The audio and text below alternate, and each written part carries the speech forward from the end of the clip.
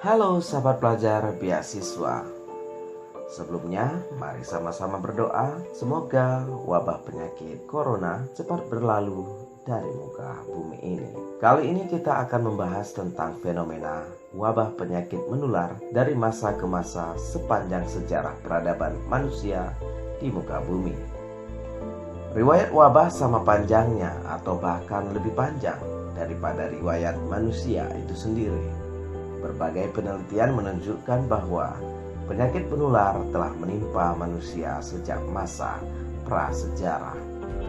Namun, karena corak kehidupan mereka yang sederhana, nomaden, berburu dan meramu, serta hidup dalam kelompok kecil yang terisolasi, penyakit tidak sampai menjadi pandemi karena kesempatan transmisi penyakit dari satu kelompok ke kelompok lainnya sangatlah kecil.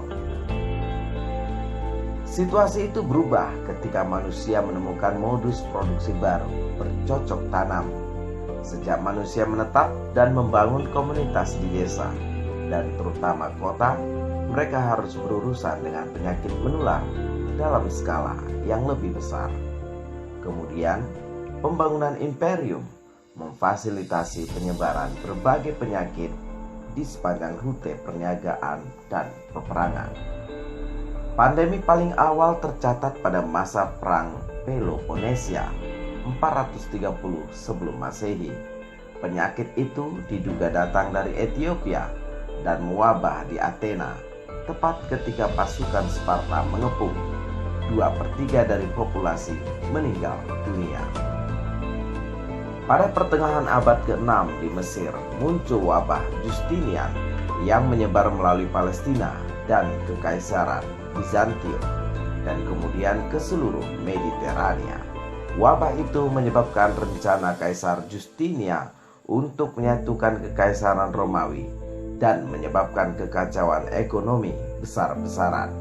Hal ini juga menciptakan suasana apokaliptik yang mendorong penyebaran agama Kristen dan kejatuhan imperium di Romawi.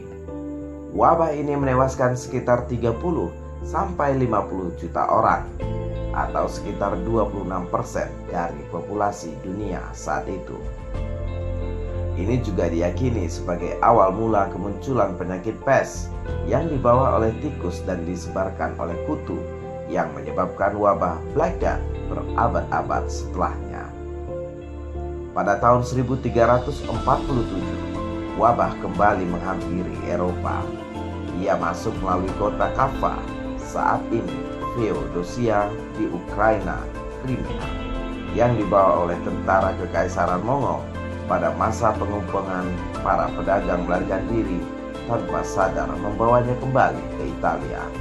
Dari sana wabah ini menyebar ke Prancis, Spanyol, dan Inggris, kemudian sampai ke Norwegia dan seluruh Eropa, bahkan sampai ke Moskow.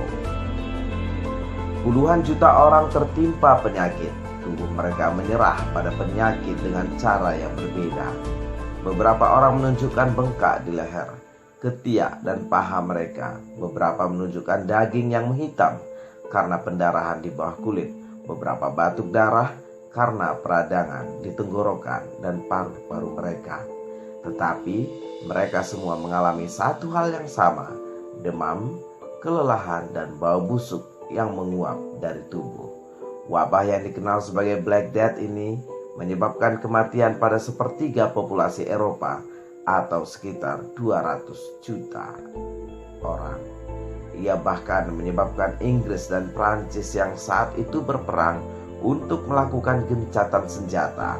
Hal ini juga dianggap menjadi awal dari keruntuhan sistem feodal Inggris karena berdampak pada demografi petani saat itu. Teori paling populer mengatakan wabah Black Death berakhir melalui penerapan karantina. Yang tidak terinfeksi biasanya akan tetap tinggal di rumah dan hanya pergi saat diperlukan saja. Sementara mereka yang mampu akan meninggalkan daerah yang lebih padat penduduknya dan hidup dalam area isolasi. Perbaikan dalam kebersihan pribadi juga dianggap sudah mulai terjadi selama pandemi. Alih-alih mengubur jenazah yang terinfeksi wabah, praktik kremasi dilakukan untuk memastikan wabah tidak lagi menular. Pada abad ke-16, smallpox atau cacar mewabah. Meski sudah ditemukan sejak awal peradaban manusia, wabah ini hampir melibas habis pribumi Amerika selepas kedatangan orang Spanyol di Karibia. Hal ini terus berlanjut hingga seorang dokter asal Inggris, Edward Jenner, memformulasikan vaksin pada tahun 1976. Kekaisaran Aztec adalah korban dari wabah ini. Ia runtuh pada tahun 1520 ketika banyak rakyatnya terinfeksi cacar dari para budak Afrika. Pada tahun 1918 merebak wabah flu yang dikenal sebagai flu Spanyol. Namanya demikian karena pemberitaan gencar media massa Spanyol selama pandemi terjadi. Penyebab utama flu ini adalah virus influenza tipe A, subtipe H1N1. Virus ini mudah menular melalui udara sehingga bisa merebak ke wilayah yang luas dalam waktu singkat. Ada dua versi yang menyebutkan asal kemunculan virus flu Spanyol ini. Perkiraan pertama, virus ini mulai mewabah di kompleks militer Fort Riley, Amerika Serikat pada Maret 1918. Virus ini lalu menyebar ke Eropa ketika Amerika Serikat mengirim tentara ke medan Perang Dunia I. Perkiraan lain menyebutkan wabah flu Spanyol bermula di Swedia atau Rusia dan lalu menyebar ke Cina, Jepang, hingga Asia Tenggara. Spanish flu menyebabkan kematian sekitar 40-50 juta orang hanya dalam kurun waktu 1 tahun saja. Pada saat itu, tidak ada obat atau vaksin yang efektif untuk mengobati jenis flu yang mematikan ini. Warga diperintahkan untuk mengenakan masker. Sekolah, teater, dan bisnis ditutup. Mayat-mayat ditumpuk di kamar mayat. Sementara sebelum virus berakhir pada musim panas tahun 1919. Virus ini menghilang secara misterius karena dibayangi oleh kematian pada Perang Dunia I dan tertutupi oleh pemadaman berita dan pencatatan yang buruk. 1 abad setelahnya, ia kembali dan dikenal sebagai flu babi, meski tidak menyebabkan jumlah kematian seperti pada saat kemunculan pertamanya. Kepanikan hingga langkah rasional kerap mewarnai tindakan manusia pada masa pandemi.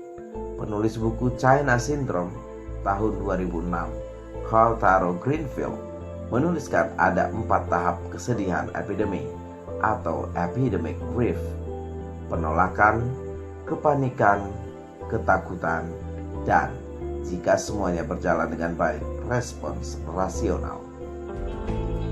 Dengan wabah yang menyerang pernapasan seperti SARS, MERS, dan COVID-19, teknik dan peralatan medis abad ke-19, masker, sarung tangan, sepatu karet, ruang isolasi, karantina adalah bentuk respons rasional.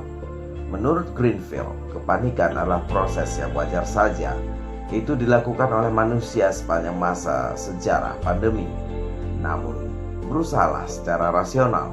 Lagi pula, ujung-ujungnya umat manusia selalu selamat dari virus yang mengancam keberlangsungan spesies manusia.